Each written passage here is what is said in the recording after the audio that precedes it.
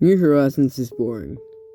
Don't get me wrong, I enjoy the game, but the gameplay is so boring. Since buying the game on release date and playing for a month and a half, I haven't had the motivation to play the game at all. After helping build the town up, getting KK Slider to come to the village, and paying off my house completely, I haven't had much incentive to really play the game because there hasn't been much to do. Sure, you can catalogue every single item in the game, catch every bug, every fish, find every fossil, but that's so tedious. Don't get me wrong, I enjoy doing those things, but that takes ages. Those things alone won't make me enjoy the game.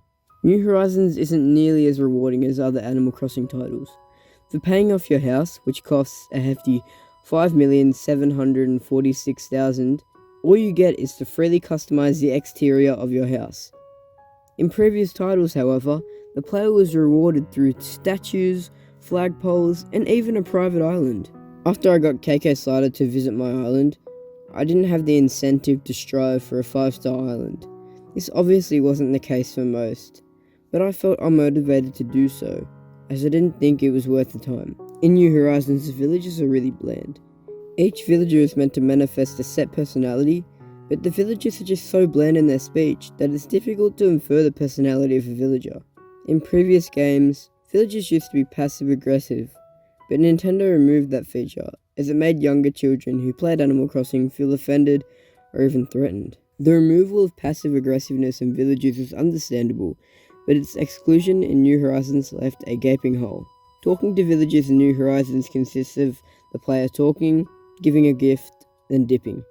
That's it. Talking to villagers feels more like a level of a video game rather than a friendship as it used to feel like. When the game was still in development, Nintendo announced a feature that I was personally very fond of, the ability to choose between hemispheres. This feature had so much potential, but lately, I myself and many others in the Southern Hemisphere have felt ignored by Nintendo, as they put all their focus on the community in the Northern Hemisphere.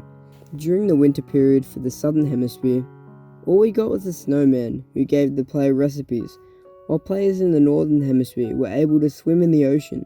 Sure, we were able to do that as well, but who looks forward to diving in icy cold waters? I felt it was wrong for Nintendo to put so much emphasis on being able to enjoy the game in different hemispheres, while also not adding any environmentally related features to the Southern Hemisphere, while the Northern Hemisphere were given bucket loads of features relating to their real-world environment. Animal Crossing New Horizons lacks features that invite the player to come back and play each and every day. It's rather ironic that a game that grants the player a whole new level of creativity is so boring. I want a reason to pick up my Switch and play the game every single day, but right now, I don't have the incentive to do so. I really hope that the future updates which arrive for New Horizons add copious levels of immersion to the game. Only time will tell, but the future of Animal Crossing New Horizons is bright, as major updates seem to roll out every few months. I really want this game to succeed.